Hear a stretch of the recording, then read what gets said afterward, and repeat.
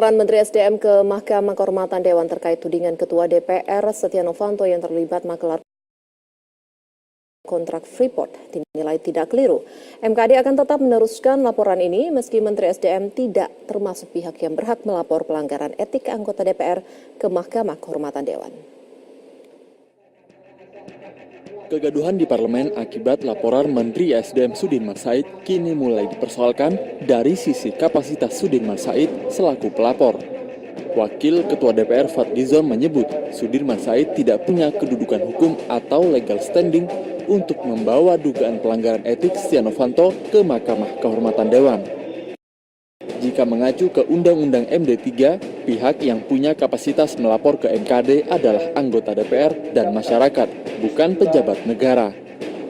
Nah, ini yang melaporkan adalah pejabat negara, memakai surat menteri. Memang ini agak kurang lazim. Ya, tapi kita lihatlah nanti prosesnya seperti apa.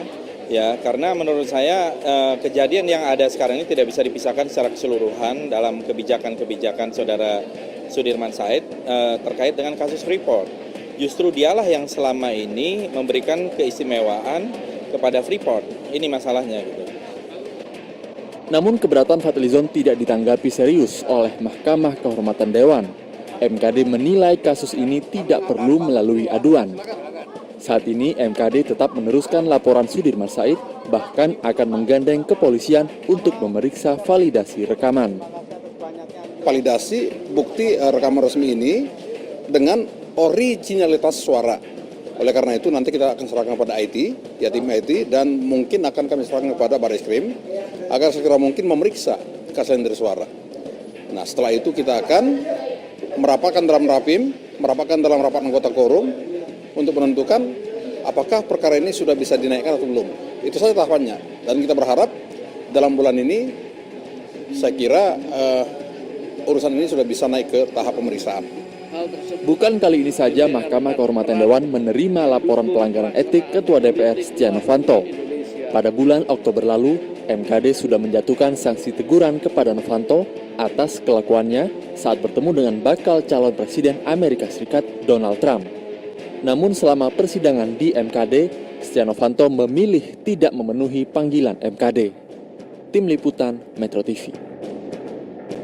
Ya, pemirsa, gelombang desakan untuk mundur kepada Setia Novanto terus bergulir datang dari anggota DPR. Sebagian anggota DPR menilai Setia Novanto tidak layak menjabat sebagai Ketua DPR karena sudah merusak moral dan citra lembaga perwakilan rakyat tersebut. Juga Setia Novanto ya, kita lihatlah ya, banyak hal-hal mulai dari sesi Bank Bali ya, dan macam-macam kaitan dengan PON, kaitan dengan beras ya, kaitan dengan Donald Trump, belum lagi plat nomor mobil ya. Yang saya lihat di sini Setia Novanto itu harus sadar bahwa dia pimpinan lembaga negara, dalam hal ini DPR. Tapi dia lupa dengan tingkah laku dia karena rekam jejaknya seperti ini. Akhirnya yang tercela apa? Lembaga itu dan kami yang tidak ada kaitan dengan langkah-langkah yang dilakukan. Karena itu kalau dia memang sudah tidak mampu lagi, lebih baik dia mundur sebelum dimundurkan sebagai Ketua DPR. Saya meminta dia mengundurkan diri segera agar proses MKD itu berjalan lancar tanpa dipengaruhi oleh dia.